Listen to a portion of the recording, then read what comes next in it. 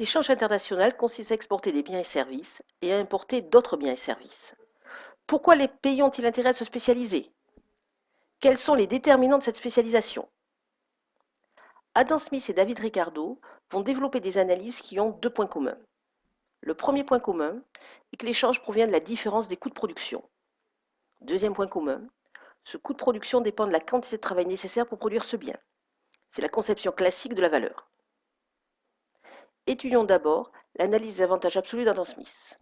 Pour simplifier le raisonnement, il prend deux pays, la France, l'Écosse, et deux biens, le vin et le saumon. Si la France a une productivité plus forte dans le vin que l'Écosse, il faut donc moins d'œuvres pour produire du vin en France qu'en Écosse. Le coût de production du vin est donc plus faible en France qu'en Écosse. Le prix du vin y est donc plus faible. En revanche, si l'Écosse est plus productive que la France pour le saumon, il faut donc moins d'heures de travail pour produire du saumon en Écosse qu'en France. Le coût de production du saumon est donc plus faible en Écosse qu'en France. Le prix du saumon y est donc plus bas.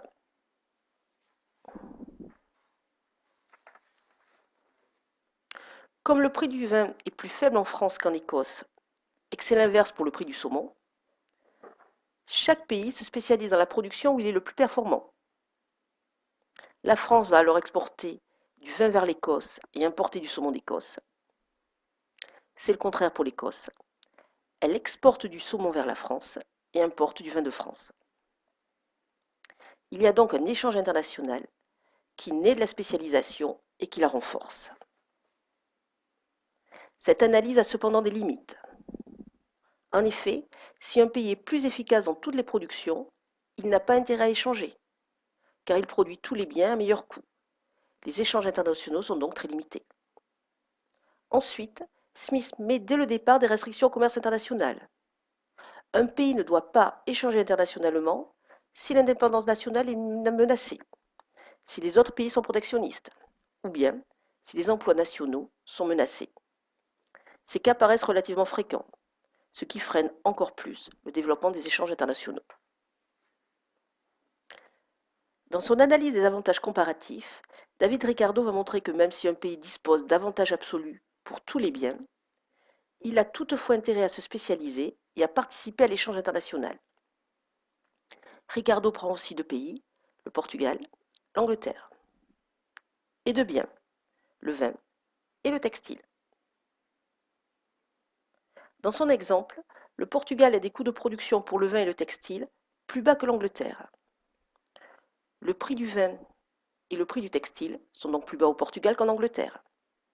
Pour Smith, l'échange international est impossible.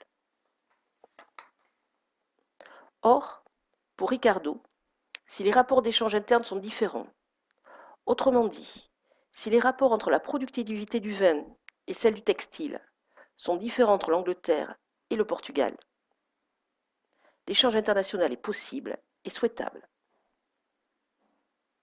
Le Portugal va se spécialiser dans la production pour laquelle il dispose d'un avantage comparatif le plus grand, alors que l'Angleterre va se spécialiser dans la production pour laquelle elle dispose d'un désavantage comparatif le plus faible.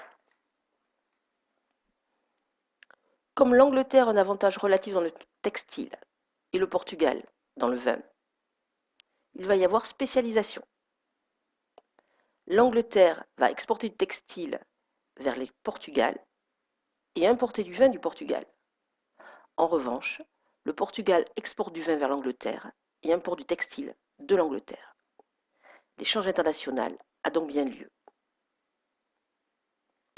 Le problème est que Ricardo n'explique pas d'où viennent ces avantages. Pourquoi le Portugal est-il relativement plus efficace dans la production du vin? Pourquoi l'Angleterre est-elle relativement plus efficace dans la production du drap? Heckscher, Olin et Samuelson vont compléter alors l'analyse de Ricardo en expliquant l'origine de ces avantages comparatifs. Deux hypothèses sont alors faites. Premièrement, au niveau de la mobilité internationale. Les facteurs de production sont immobiles au niveau international. En revanche, les biens peuvent être échangés internationalement. Deuxième hypothèse, sur les techniques de production. Elles sont différentes d'un secteur d'activité à un autre, mais elles sont identiques d'un pays à un autre pour un même secteur d'activité. Ainsi, si un pays dispose de beaucoup de travail, d'après la loi de l'offre et de la demande, le coût du travail sera faible. En revanche, s'il dispose de peu de capital, toujours d'après la loi de l'offre et de la demande, le coût du capital y sera élevé. Le pays a alors intérêt à se spécialiser dans la production d'un bien exigeant beaucoup de travail et économisant le capital. Toutes ces analyses mettent aussi en évidence les effets positifs de l'échange international. Première conséquence positive, la croissance économique. Comme les pays se spécialisent dans la production où ils sont relativement les meilleurs, ils abandonnent donc les productions où ils sont relativement peu efficaces. Ils vont donc utiliser les facteurs de production dans les secteurs où ils sont relativement les plus efficaces. La productivité globale augmente donc, ce qui permet une augmentation de la production sans augmenter la quantité de facteurs de production. Deuxième conséquence positive, la convergence des économies. Les inégalités entre pays vont baisser. En effet, si le pays A exporte des produits incorporant beaucoup de capital, la demande de capital augmente.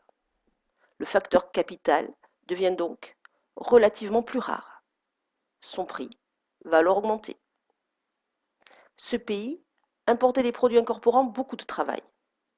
La demande de travail va donc baisser. Le facteur travail devient donc relativement abondant. Son prix diminue. C'est le contraire pour le pays qui exportait des produits incorporant beaucoup de travail. Le facteur travail devient relativement plus rare sur le marché. Son prix augmente. Il importe aussi des produits incorporant beaucoup de capital. Le capital va donc devenir beaucoup plus abondant dans le pays. Son prix diminue. À terme, les différences de rémunération des facteurs de production vont donc disparaître. Troisième conséquence, la division internationale du travail. Ainsi, dans les pays riches, le capital est relativement abondant, alors que le travail est relativement rare. C'est le contraire pour les pays pauvres. Le capital y est relativement rare, alors que le travail y est relativement abondant. Les pays riches vont donc se spécialiser dans la production de biens exigeant beaucoup de capital.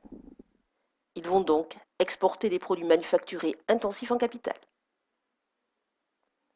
En revanche, les pays pauvres vont se spécialiser dans la production de biens exigeant beaucoup de travail ou de matières premières. Ils vont donc exporter des produits primaires et intensifs en main-d'œuvre. Ainsi, apparaît la division internationale du travail traditionnelle.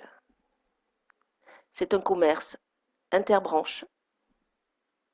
Ce commerce concerne des produits ou services de catégories différentes entre pays complémentaires et différents.